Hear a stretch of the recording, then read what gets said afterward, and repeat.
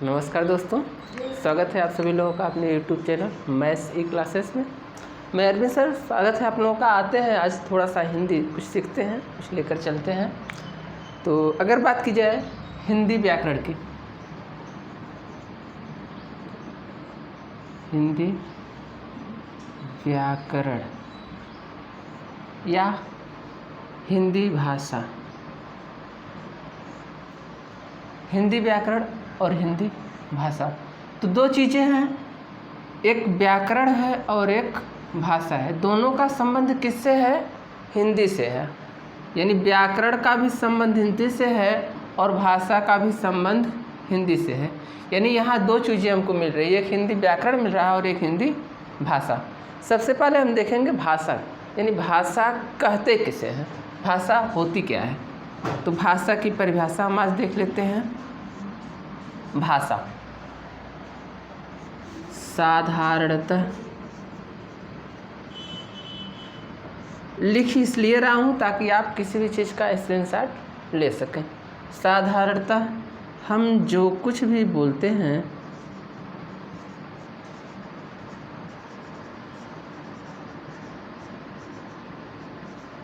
साधारणतः हम जो कुछ भी बोलते हैं वही हमारी भाषा है।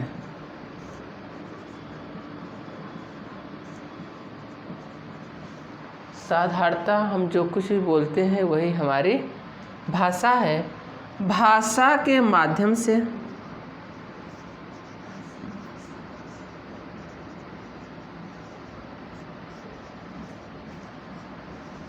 हम अपनी बातों को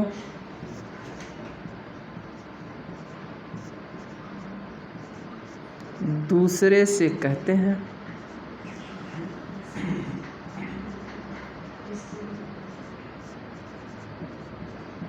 तथा दूसरे की बातों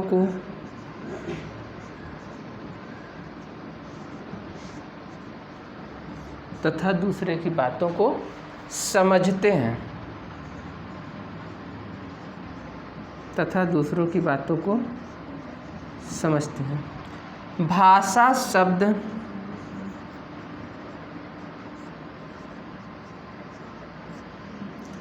संस्कृत के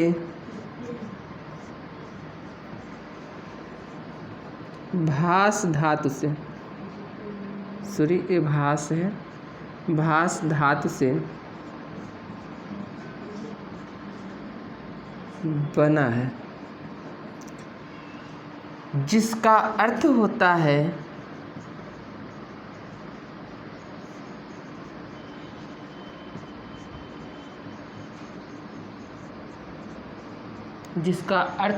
है बोलना या भाषण देना, बोलना या भाषण देना, बोलना या भाषण देना। यानी हम जो कुछ भी बोलते हैं वह क्या होती है, हमारी भाषा होती है। जैसे जानवर भी बोलते हैं तो जानवर की भाषा होती है, पक्षी बोलते हैं तो पक्षियों की भाषा होती है।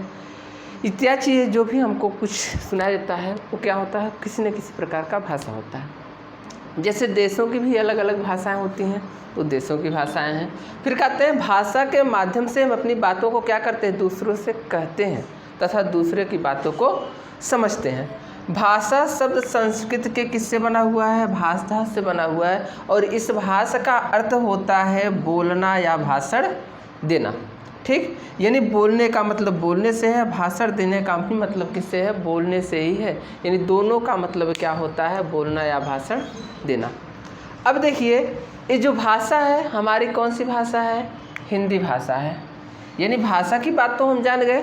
अब हिंदी भाषा यानी इसका नाम हिंदी कैसे पड़ा, लेकिन इससे जानने से पहले एक चीज़ और हम जानते हैं कि इस भाषा के कितने स्वरूप होते हैं। तो भाषा के कितने स्वरूप होते हैं, तो भाषा के 3 स्वरूप होते हैं। स्वरूप यानी इसका तरीका, रूप क्या होता है। थोड़ा सा अगर स्क्रीनशॉट लेना हो तो आप लोग ले लीजिएगा। आगे चलते हैं फिर थोड़ा सा, आप लोग भी लिख रहे हैं।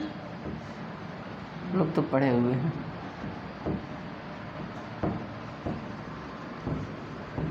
यानी भाषा के 3 स्वरूप होते हैं ना। जो इसका पहला स्वरूप होता है वो क्या होता है? सांकेतिक भाषा। सांकेतिक होता है। और इसका जो दूसरा स्वरूप होता है यह होता है मौखिक।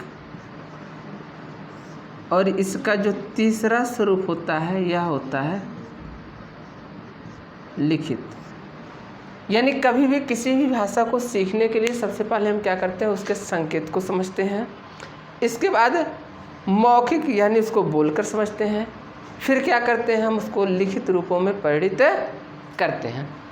सांकेतिक भाषा, जैसे कभी आप रास्ते से चलते हैं, देखते हैं ऐसे किए रहता है, यानी दाएं से आपका मोड़ है, बाएं किए रहता है इधर से मोड़ है, आगे अंधा मोड़ है, इत्यादि चीज़ें। ये क्या होती है? हमारे संकेत होती हैं।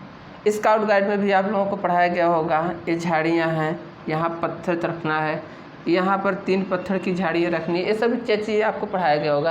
ये सांकेतिक होती है। लेकिन इसको व्यक्त करने के लिए हम क्या करते हैं? तुरंत बोल देते हैं। और जब हम लिखित रूप इसको देखते हैं तो यहाँ पर हम क्या करते हैं? लिखते हैं। सबसे अंतिम किसका विकास हुआ है? तो लिखित रूप का विकास हुआ। सबसे पहले सांकेतिक रूप का विकास हुआ है। जैसे आप समझ सकते हैं, कोई बच्चा अगर जन्म लेता है तो वह क्या तुरंत बोलना शुरू करता है? नहीं। अगर आप कभी उसके सामने डीजे बजाते हैं तो क्या हंसता है? नहीं हंसेगा। क्यों? क्योंकि वो बोलना और सुनना नहीं जानता है। ठीक, वो क्या समझता है? संकेत को समझता है। जब आप सर हिलाते हैं, हाथ पैर हिलाते हैं तो क्या करता है? हंसता है। ठीक, और वही बालक जब थोड़ा और बड़ा हो जाता है तो माँ बाप के साथ क्या करता है? बोलना सीखता है। यानी ये जो सांकेतिक भाषा थी इसका परिवर्तन अब किस में हो गया? मौखिक भाषा में हो गया। अब वह बच्चा बोलना शुरू कर दिया। लेकिन वही बच्चा जब थोड़ा और बड़ा होता है तो विद्यालय जाता है और विद्यालय में जाकर क्या करता है? लिखित रूपों को सीखता है। यानी भाषा के 3 रूप होते हैं, सांकेतिक, मौखिक और लिखित। ये 3 रूप होते हैं। अब हम देखते हैं यहाँ पर भाषा हिंदी है तो हिंदी भारत में आई कैसे और इसका नाम हिंदी पड़ा कैसे? थोड़ा सा इधर देखेंगे हम।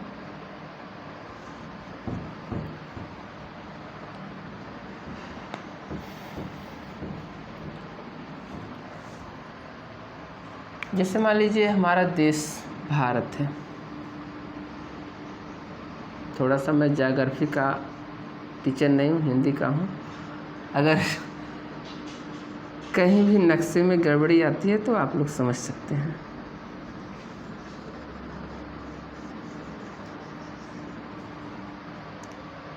ये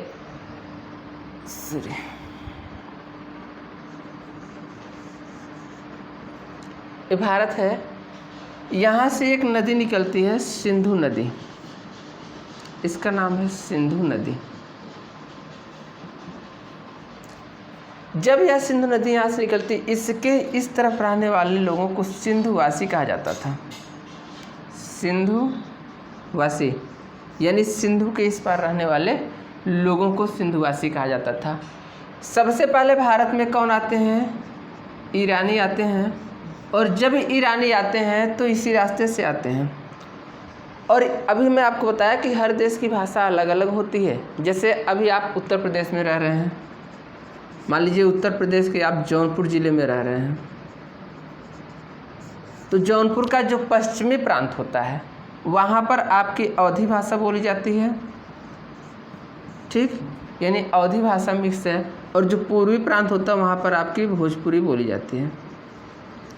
तो यहाँ की भाषा में भी क्षेत्र में थोड़ा सा अंतर आया। यही उत्तर प्रदेश के आप अवध प्रांत में चले जाएंगे तो क्या बोली जाती है? शुद्ध अवधी बोली जाती है। जब इसी उत्तर प्रदेश के आप ब्रज के प्रांत में चले जाएंगे तो ब्रज भाषा बोली जाती है। ब्रज भाषा में रा को क्या बोलते हैं? रा को ड़ा बोलते हैं। जैसे कभी वो घोड़ा को घोड़ा नहीं कहते, घोड़ा को घोड़ा कहते हैं। ठीक, लड़का को लड़का नहीं कहते हैं, लड़का को लड़का कहते हैं। यानी हम क्षेत्र में भी देखते हैं कि भाषाओं में अंतर आ जाता है। इसी प्रकार जब ईरानी भारत में आते हैं तो वो सिंधु को सिंधु नहीं कह पाते हैं, यानी ये जो सिंधु शब्द था इसको सिंधु नहीं कह पाते हैं। जैसे उदाहरण के लिए आप देख सकते हैं यहाँ ब्रज में ड़ा को ड़ा नहीं पढ़ते हैं, ड़ा को रा पढ़ते हैं, यानी घोड़ा को घोड़ा नहीं, घोड़ा को घोड़ा कहते हैं। उसी प्रकार उत्साह को सा नहीं कह पाते थे, उत्साह को क्या कहते थे, ह कहते थे।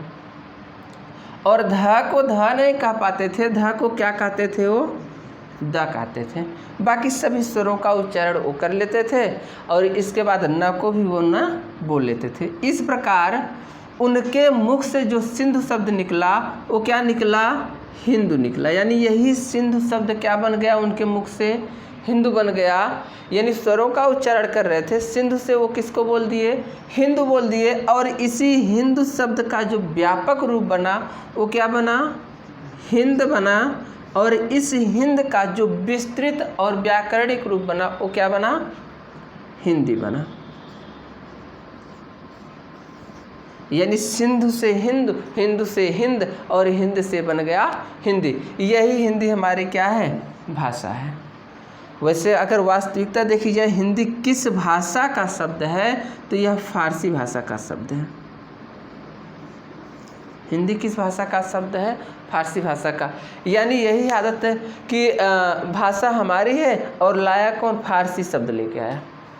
यानी हिंदी का अपना नाम भी अपनी भाषा का नहीं है, ये नाम किस भाषा का है, फारसी भाषा का है।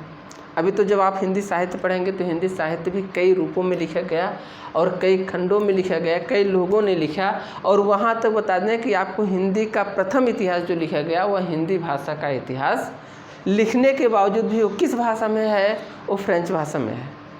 सोच लीजिए, यानी अलग अलग भाषाओं को समाहित किए हुए है। हिंदी जो है एक ऐसी भाषा है जो समस्त भाषाओं को अपने अंदर समाहित किए हुए हैं। देख लेते हैं, अब हमको हिंदी मिल गया और भाषा की भी जानकारी हो गई। अभी आपका एक शब्द बचा हुआ है, व्याकरण। चलिए व्याकरण की भी परिभाषा देख लेते हैं, फिर आगे चलते हैं। अगर स्क्रीनशॉट लेना हो तो इसको ले सकते हैं आप लोग।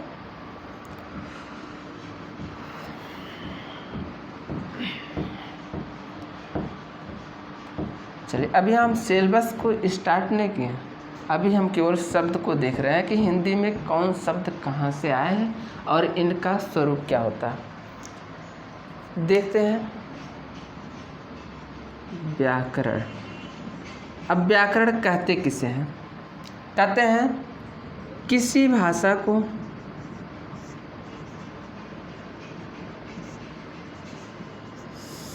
शुद्ध लिखने, पढ़ने एवं शुद्ध रूप से परिमार्जित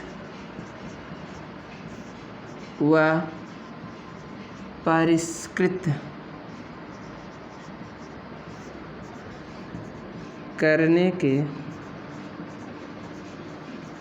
स्वरूप को व्याकरण कहते हैं।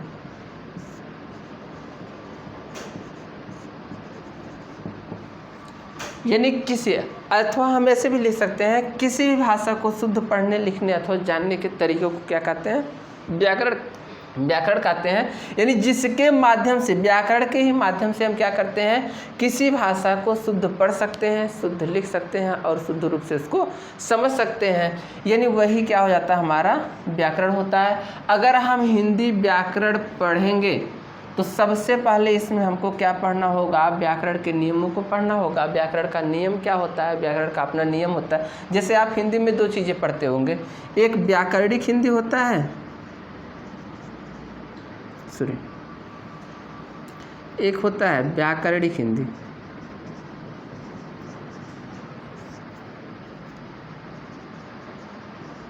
दूसरा होता है, ये देखिए व्याकरणिक हिंदी, दूसरा होता है मानक हिंदी।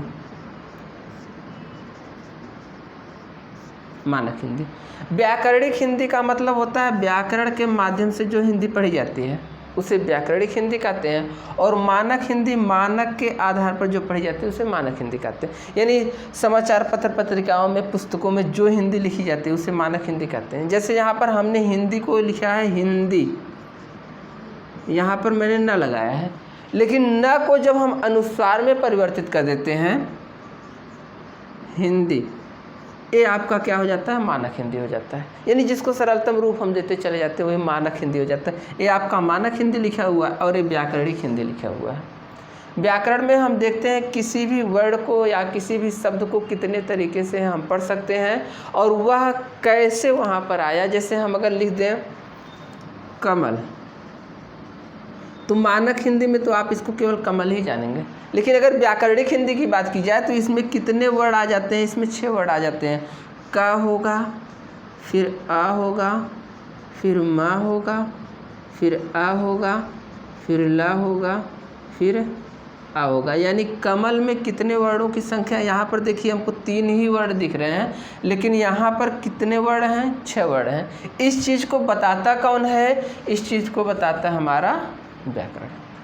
ठीक, यही होता है कि किसी भी भाषा को शुद्ध लिखने, पढ़ने एवं शुद्ध स्वरूप प्रदान करने को क्या कहते हैं, व्याकरण कहते हैं। चलिए आज हम हिंदी व्याकरण देखेंगे और इसके सिलेबस को देखेंगे। इस व्याकरण में हमको क्या क्या पढ़ना है। अगर आप किसी भी चीज़ की तैयारी कर रहे हैं, मान लीजिए जैसे आप टेट की तैयारी कर रहे हैं, सीटेट की तैयारी कर रहे हैं, यूपीएसआई की तैयारी कर रहे हैं, यूपीपी की तैयारी कर रहे हैं, एसएससी जीडी की तैयारी कर रहे हैं, इत्यादि भर्तियों की तैयारी कर रहे हैं जिसमें आपकी हिंदी व्याकरण है, तो उससे क्या होता है, समस्त चीज़ें यहाँ पर आ जाएंगे। तो व्याकरण में सिलेबस क्या होता है, समस्त जितने भी एग्जाम आपके होते हैं सबका सिलेबस एक ही जैसा होता है। बस क्या होता है, कुछ में थोड़ा सा सिलेबस बृहद देता है, अंदर से दे देता है, और कुछ में क्या होता है, जो सिलेबस होता है वो थोड़ा सा ऊपर से ही दे देता है, यानी कम पूछता है। कुछ में क्या करता है, गहराई से पूछता है। ठीक, अब हिंदी व्याकरण में सबसे पहले हमें क्या पढ़ना है देख लेते हैं। जैसे सबसे पहले हमको पढ़ना है वर्णमाला। सबसे पहले आपको वर्णमाला पढ़ना है। इसके बाद आपको क्या पढ़ना है, संधि पढ़ना है। यानी वर्णों के मेल को ही क्या कहते हैं, संधि कहते हैं। फिर कहते हैं वर्ण के मेल को ही क्या कहते हैं, शब्द भी कहते हैं। और शब्द में आपको क्या क्या चीज़ें पढ़नी है ये देख लीजिए। जैसे अब शब्द के कितने स्वरूप हो जाते हैं, 4 भाग हो जाते हैं। ठीक, पहला तो आपका होगा सार्थक और निरर्थक, लेकिन इसी में आपको जैसे पर्यायवाची भी पढ़ना होगा। अर्थ के आधार पर पर्यायवाची पढ़ना होगा। इसी को कहते हैं समानार्थी।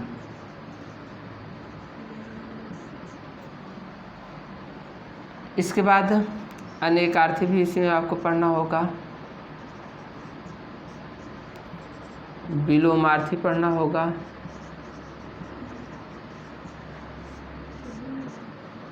एकार्थी पढ़ना होगा। रूढ़ पढ़ना होगा। यौगिक पढ़ना होगा। योग रूढ़ पढ़ना होगा। इसके बाद इसी में आपको तत्सम तद्भव पढ़ना होगा। देशज विदेशज पढ़ना होगा।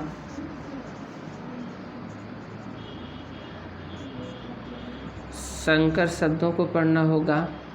फिर इसी में शब्द में ही आपका आ जाएगा संज्ञा,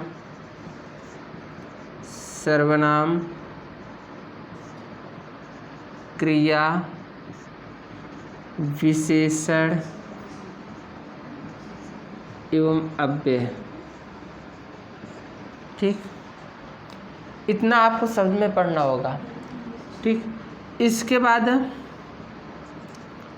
समास आपको पढ़ना होगा।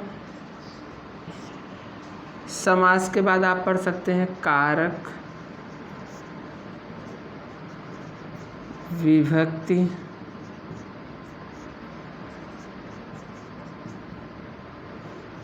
लिंग, वचन। इसके बाद आपको पढ़ना होगा काल। फिर आपको रस, छंद, अलंकार। ये आपका सामान्य सिलेबस है, यानी इतना हर एक एग्जाम में पूछा जाता है। ठीक, वर्णमाला हो गया, संधि हो गया, शब्द हो गया, समास हो गया, कारक विभक्ति लिंग वचन हो गया, और इसके बाद यहाँ पर्यायवाची हो गया, अनेकार्थी, विलोमार्थी, एकार्थी, रूढ़ यौगिक, योग रूढ़, तत्सम, तद्भव, देशज, विदेशज, संज्ञा, सर्वनाम, क्रिया विशेषण। इत्यादि चीज़ें आपको प्रत्येक एग्जाम में पूछने को मिलेगा, देखने को मिलेगा। इसके बाद आपको पढ़ना क्या है, जैसे आपका यूपीएसआई का होता है, शायद उसमें पत्र पत्रिकाएँ भी दे देता है, यानी पत्र लेखन भी दे देता है कि पत्र को कैसे लिखना है, कैसे देखना है। इसके बाद अगर और आगे आप जाते हैं तो जो यहाँ पर देखिए, ये केवल आपका साधारण है। जब आप और आगे जाते हैं तो वहाँ पर क्रिया भी मिलेगा।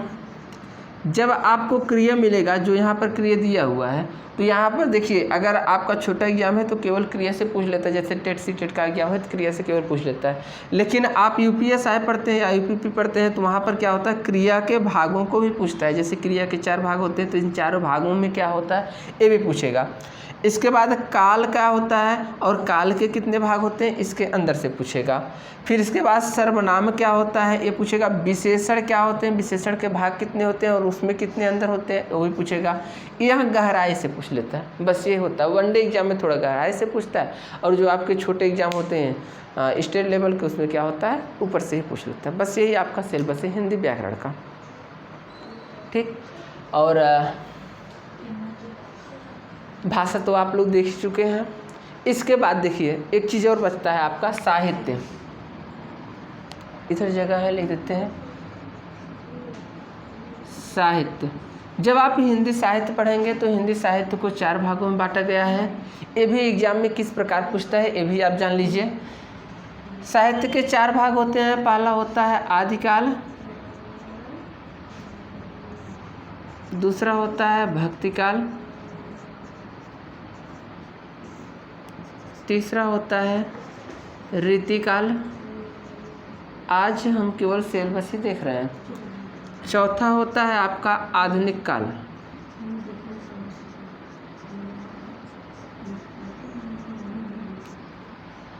इतना मान के चलिए, जैसे यूपीपी वगैरह का होता है या टेट वगैरह का जो पेपर होता है, उसमें आदिकाल से बहुत ही कम क्वेश्चन आते हैं, ठीक। यानी सबसे ज़्यादा क्वेश्चन आपका कहाँ से पूछा जाता है, भक्तिकाल और आधुनिक काल से। और सबसे कम क्वेश्चन किससे पूछा जाता है, आदिकाल से।